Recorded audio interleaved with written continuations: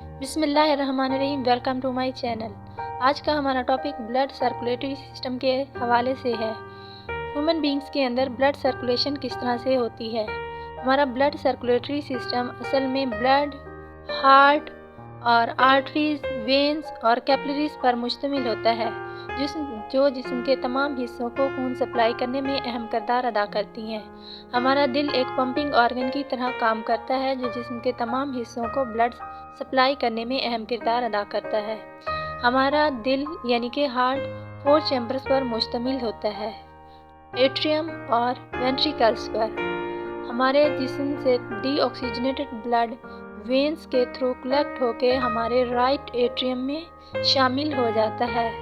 हमारे दिल के 4 चैम्बर्स होते हैं और डीऑक्सीजनेटेड ब्लड तमाम जिस्म से कलेक्ट होकर वेन्स के ज़रिए राइट एट्रियम में शामिल हो जाता है।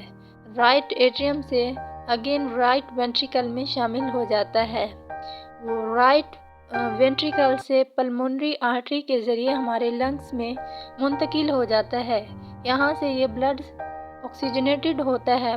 ब्लड ऑक्सीजनेटेड होने के बाद हमारी पल्मोनरी वेन्स में चला जाता है। पल्मोनरी वेन्स से अगेन ये लेफ़्ट एट्रियम में शामिल हो जाता है। लेफ़्ट एट्रियम के बाद अगेन लेफ़्ट वेंट्रिकल में मुंतकिल हो जाता है और यहाँ से बहुत सारी आर्टरीज ओपन होती हैं, जो कि हमारे जिस्म के तमाम हिस्सों को ब्लड ऑक्सीजनेटेड ब्लड फराहम करने में अहम किरदार अदा करती हैं और हमारे जिस्म को ऑक्सीजनेटेड ब्लड मुहैया करती हैं। ये आर्टरीज मज़ीद डिवाइड होकर छोटी छोटी कैपिलरीज में शामिल हो जाती हैं।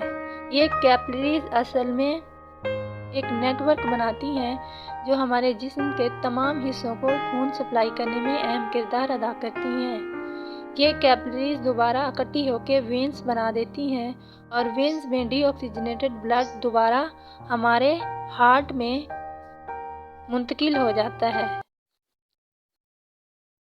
Thanks for watching. हमारे चैनल पे नए हैं तो लाइक करें, सब्सक्राइब करें, आइकॉन के बटन को प्रेस करें।